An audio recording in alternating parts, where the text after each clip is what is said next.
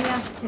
এটা কিন্তু অনেক কিছু আনছে, বাট ওগুলো দেখাচ্ছি না। আর ফার্স্ট কি নিয়ে আসছে এটা দেখাচ্ছি, চলেন আসেন আসেন।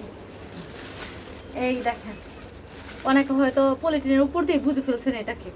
এটা অনেকবার খাওয়া হয়েছে কিন্তু রান্না করা হয়নি কখনো। এই ফার্স্ট এবার আনা হয়েছে, বাসায় রান্না করবো। একদম টাটকা দেখেন, এই দেখে জীবিত আছে? হ্যাঁ। না জীবিত না, জীবিত না। এটা এই যে একটা ভাইয়া আছে, উনি মাছের ব্যবসা করেন। ওনার কাছে বলে বলে দেওয়া হয়েছে যে টাটকা যদি কাঁকড়া পায় তাহলে এনে দেওয়া চলে। উনি টাটকা পাইছে, এখন নিয়ে আসছে। এখন এটা কিভাবে রান্না করবে এটা কিছুই আমি জানি না, ইউটিউব দেখে রান্না করতে হবে। এই দেখেন, আর দেখেন কতগুলা, এই দেখেন সবগুলোই টাটকা একদম। আমার তো ভয় লাগতেছে। এইভাবে কাঁকড়া দৌড়েছিলাম ব্রিজের মধ্যে, কক্সবাজার যায়, এটা পিছন পিছন দৌড়েছি কিন্তু একটাও ধরতে পারিনি। এই দেখুন, এই দেখুন